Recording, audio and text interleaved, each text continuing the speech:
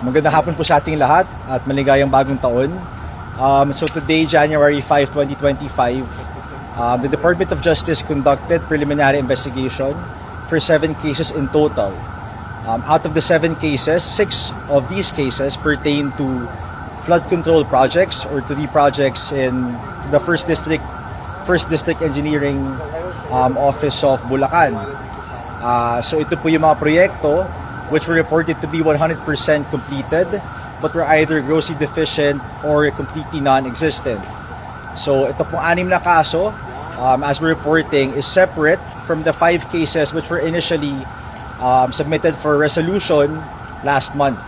So yung 5 po ng December, 6 ngayon na bago, ito pong 6 na to pertains to Wawaw Construction and Top Notch Catalyst Builders as the contractors. So again, ano po to sa Bulacan.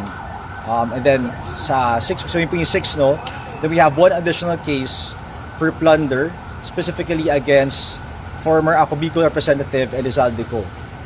So all these are undergoing preliminary investigation.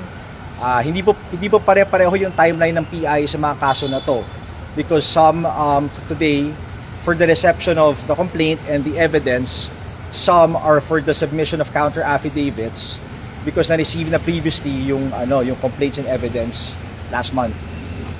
So as you had noticed earlier, dumating po dito si Senator Bong Revilla or former Senator Bong Revilla and si Senator Joel Villanueva. Ang kaso po nila ay separate, hindi po sa isang kaso, but they do form part of the respondents in the 6 cases I just mentioned pertaining to Wawaw and Top Notch. So yun po yung updates today. We just want to give that update to the public. We'll be giving the further updates this week actually as the developments progress.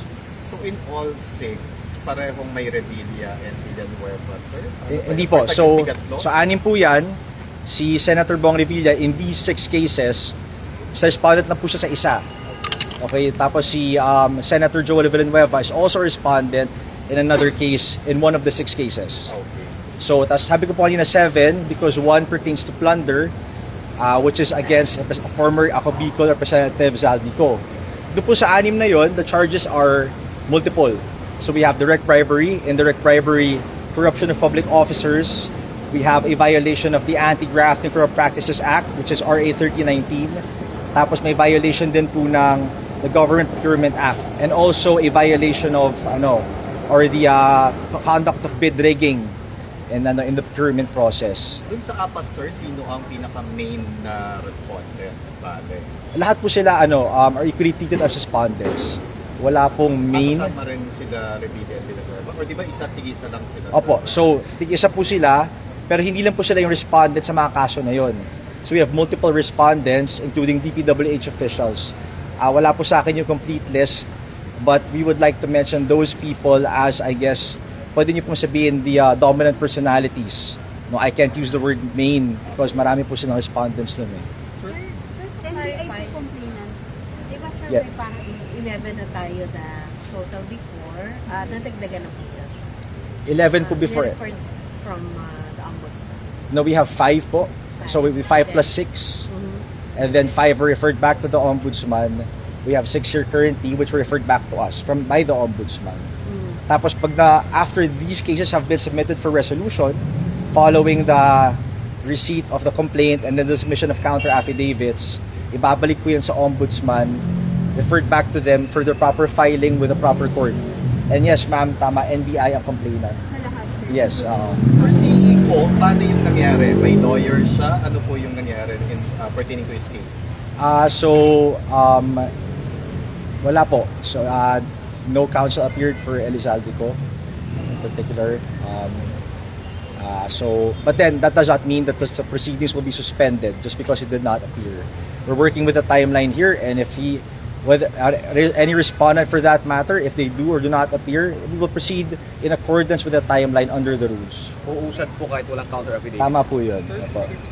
May correspondence po ba sa flood case? At saka hanggang kailan siya iniyada mag-file ng counter affidavit?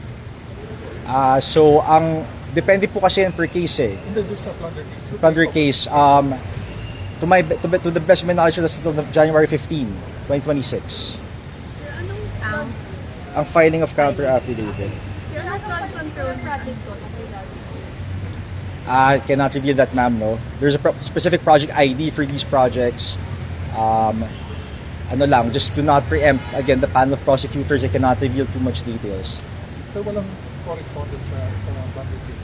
Meron po. May mga, kasi there's an allegation of conspiracy. Of course, the act of plunder could not have been committed by one individual alone. Of course, necessarily, may makasama siya dyan. Lawmakers din, sir. Opo, iba-iba. Bureaucrats, lawmakers as well. Spokesbali in excess of... No, sorry. Allow me to correct myself. Ang alam ko po, DPWH officials. Okay? As to the complete list, hindi ko pala. Sir, I cannot say for certain right now, ma'am. spokesbali in excess of 50 million yung involved na amount kasi plunder? Tama ba? Yes. So, pero may ballpark figure ba, sir, kung how much yung contract? I cannot disclose. Okay, sige po. Thank you, sir.